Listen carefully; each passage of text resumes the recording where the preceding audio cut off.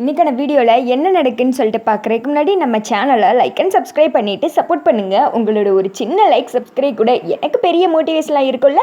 வாங்க time waste பண்ணாமல் வீடியோக்குள்ளே போகலாம். ஃபஸ்ட்டு சீனில் ஐஸ்வர்யா வந்துட்டு ஜூஸ் கேட்டுட்டு இருக்காங்க மீனாட்சி கிட்ட. தீபா சும்மா இருக்காமல் வீதியில் போகிற ஓனான் எடுத்து தான் கையிலே வீட்டுக்குள்ளே விட்ட கதையா, நான் போய் போட்டு வரேன்க்கா அப்படின்னு சொல்லிட்டு விடுன்னு போக எல்லாத்தையும் எடுத்து மாம்பழத்தில் உரிச்சு ஜூஸ் போட்டுட்டு இருக்காங்க. ஐஸ்வர்யோட அம்மா அந்த பக்கம் இருந்து கண் காமிக்க, தீபா ஒரு நிமிஷம் வாயேன் அப்படின்னு சொல்லிட்டு இங்கேருந்து கத்துறாங்க. அடுத்து வந்துட்டு தீபா சொல்கிறாங்க, அக்கா நான் ஜூஸ் போட்டு எடுத்துகிட்டு வந்துடுறேன் அப்படின்னு சொல்ல, ஒரு நிமிஷம் வா தீபா அப்படின்னு சொல்லிட்டு உட்காந்த மணிக்கு கத்திட்டே இருக்கா. ஐய இந்த பைத்தியம் நிற்காது போல் அப்படின்னு சொல்லிட்டு தீபா வந்துடுறாங்க. வந்தது என்னக்கா அப்படின்னு கேட்க, ஐஸ் கியூப் போட்டுக்கோ, அது மட்டும் இல்லாமல் சுகர் கம்மியாக தானே போடுற அப்படின்னு கேட்குறாங்க. ஆமாக்கா கம்மியாக தான் போட்டுட்ருக்கேன் அப்படின்னு சொல்லிட்டு இவங்க பேசிகிட்டு இருக்க சமயத்தில் ஐஸ்வர்யாவோட அம்மா வந்துட்டு கிச்சனுக்குள்ளே போயிடுறாங்க. போயிட்டு மாம்பழ ஜூஸுக்கு பதிலாக பப்பாளியை வந்துட்டு அரைச்சி வச்சுருப்பாங்க. அது ஆல்ரெடி ரெடி பண்ணி தான் வச்சுருக்காங்க போல். அந்த ஜக்கை எடுத்து மாற்றி வச்சிடறாங்க. அப்புறம் தீபா கட் பண்ணி வச்ச அந்த தோல் மேங்காய் தோலெல்லாம் எடுத்து அவங்க எடுத்துகிட்டு போயிடுறாங்க. பப்பாளியையும் ஒன்று எடுத்துகிட்டு அந்த இடத்துல மேங்காவை ஃபில் பண்ணி வச்சுட்டு போயிடுறாங்க.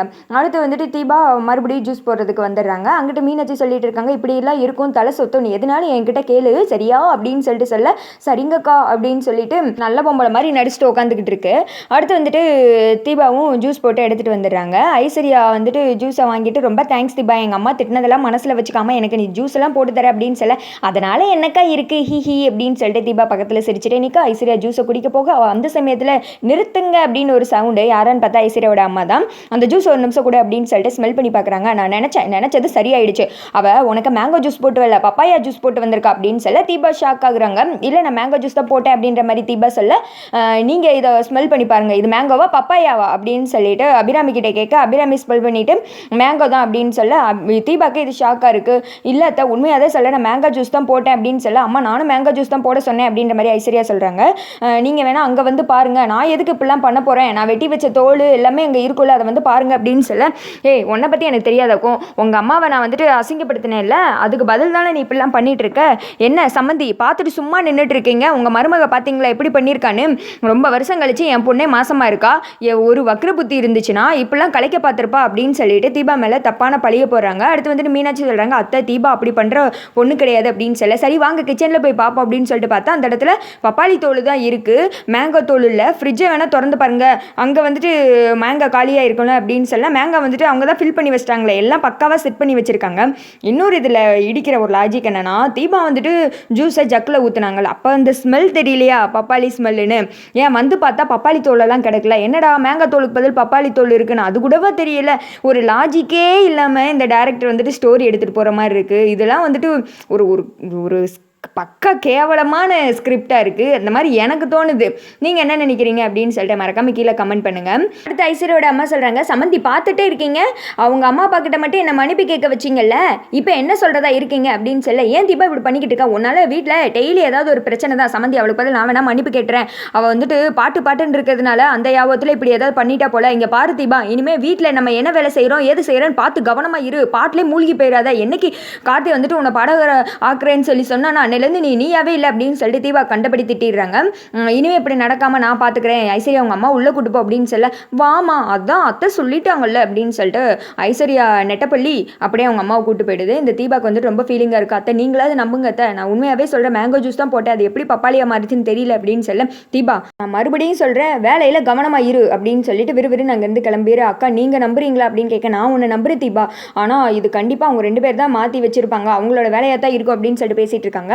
அடுத்த சீனில் அருண் வீட்டுக்கு வந்து உட்காடுறாங்க. ஐஸ்வர்யா வந்துட்டு என்னங்க ரெசார்ட் வேலையில் எப்படி போய்கிட்டு இருக்கு அப்படி இப்படின்னு விசாரிக்கிறாங்க. அப்போ கார்த்தி வந்த விஷயத்தை சொல்கிறாங்க.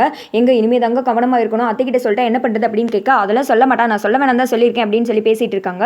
ஏன்னா உங்கள் தம்பிக்கு உங்கள் மேலே பொறாம கூட இருக்குல்ல அப்படின்னு சொல்ல, அவன் ஏன் மேலே பொறாம போட போகிறான் அப்படின்ற மாதிரி சொல்ல, அதெல்லாம் இல்லைங்க, இந்த முன்னாடி அந்த வீட்டுக்கு அவர் தான் எல்லாமே இருந்தார், இப்போ நீங்கள் தனியாக பிஸ்னஸ் ஆரம்பிச்சிட்டிங்க, எதுக்கும் பார்த்துருக்கணுங்க அப்படின்னு பேசிகிட்டு இருக்கும்போது கார்த்தி உள்ள என்ட்ரி கொடுக்குறாரு. இவங்க 2 பேரை பார்த்ததுமே முறைச்சிட்டே அமைதியாக ரூமுக்குள்ளே போயிடுறாங்க. தீபா சோகமாக இருக்க பார்த்துட்டு என்னாச்சுங்க, ஏன் டல்லாக இருக்கீங்க அப்படின்னு கேட்க, ஒன்றும் இல்லை அப்படின்ற மாதிரி தீபா சொல்கிறாங்க. மறுபடியும் அண்ணியோட அம்மா எதுவும் சொன்னாங்களா அப்படின்னு கேட்க, அதெல்லாம் சகஜம் தானங்க, அதெல்லாம் நான் பெருசாக எடுத்துக்கல, நான் போட்ட மேங்கோ ஜூஸ் திடீர்னு பப்பாயா ஜூஸ் ஆயிடுச்சு அப்படின்னு சொல்லிட்டு நடந்தது எல்லாத்தையும் சொல்கிறாங்க. அது எப்படிங்க மாறும், அதெல்லாம் கண்டிப்பாக அவங்களோட வேலையாக தான் இருக்கும். நான் உங்ககிட்ட ஒரு நல்ல விஷயம் சொல்ல வர்றப்ப தான் ஏதாவது ஒரு வீட்டில் பிரச்சனை நடந்துருது அப்படின்னு சொல்ல, என்ன நல்ல விஷயங்க அப்படின்னு கேட்குறாங்க. டேரக்டர் வந்துட்டு சாங்க்கு ஓகே சொல்லிட்டாங்க, இன்னும் ஒரு 2 டேஸில் ரெக்கார்டிங்லாம் வச்சுக்கலாம் அப்படின்னு சொல்ல, ரொம்ப சந்தோஷம் சார் அப்படின்றாங்க. இங்கே பாருங்கள், அவங்க சொன்னாங்க இவங்க சொன்னாங்களா, நீங்கள் பாட்டிலலாம் கவனம் செலுத்தாமல் இருக்காங்க, முழுசாக இதில் தான் நீங்கள் கவனமாக இருக்கணும், உங்களை பிரச்சனைக்குள்ளாக்கி பாட விடாமக்கணும் தான் உங்களோட பிளான், புரியுதா, இதெல்லாம் நீங்கள் மைண்டில் ஏற்றிக்க கூடாது அப்படின்னு சொல்லிட்டு கார்த்தி ஃபோன் பேசுறதுக்காக வெளியில் வந்து நிற்கிறாங்க. தீபா உள்ள சந்தோஷமாக இருக்காங்க. வெளியில் மீனாட்சி வர்றாங்க. தீபா சொன்னாலா கார்த்தி அப்படின்னு கேட்க, ஆமாம் எல்லாத்தையும் சொன்னாங்க, கண்டிப்பாக அது அவங்களோட வேலையாக தான் இருக்கும், தீபாவை வந்துட்டு டார்கெட் பண்ணுறது அவங்களோட வேலையாகவே இருக்குது அப்படின்னு சொல்லிட்டு 2 பேர் பேசிக்கிறாங்க. ஆமாம், இதை விட பெரிய ஆபத்தில் சிக்க வைக்கிறதுக்கு வாய்ப்பு இருக்குது, தீபாவை சிக்க விட்டுறக்கூடாது அப்படின்னு சொல்லிட்டு மீனாட்சி சொல்லிட்டு இருக்காங்க. அடுத்த சைடு மாயாவை காமிச்சிட்டு இருக்காங்க. ரெசார்ட்டுக்கு வெளியில் நின்றுட்டு ரொம்ப ரவுடி பசங்களை வர வச்சுட்டு, நான் சொன்னதெல்லாம் ஞாபகம் இருக்குல்ல, ரெசார்ட்டில் இருக்கிற எல்லா பொருளையும் அடித்து சுக்குநூறு ஆக்கணும், இது ரெசார்ட்டா இல்லை கலவரம் இருந்த இடமானே டிஃப்ரெண்ட் தெரியக்கூடாது அப்படின்னு சொல்ல, சரிங்க மேடம் அதெல்லாம் நாங்கள் பார்த்துக்குறோம் அப்படின்னு சொல்ல, மாயா அங்கேருந்து டம்மி பாபாவாக கிளம்புது. அடுத்து வந்துட்டு இந்த ரவுடிங்க அடின்னு அடித்து ரெசார்ட்டெல்லாம் உடச்சிக்கிட்டு இருக்கா. அங்கே வேலை பார்க்குறவங்களாம் ஒருத்தனை ரவுடி பையில மட்டும் பிடிச்சி வச்சுக்கிறாங்க. அடுத்த நாள் காலையில் அருண் வேலை பார்த்துக்கிட்டு இருக்க, ஃபோன் வருது, ரெசார்ட்டை அடித்து உடச்சிட்டாங்க அப்படின்னு சொல்ல அருண் ஷாக் ஆகுற மாதிரி காமிக்கிறாங்க. அதோட பார்த்தீங்கன்னா இந்த வீடியோ வந்துட்டு முடிஞ்சிருது.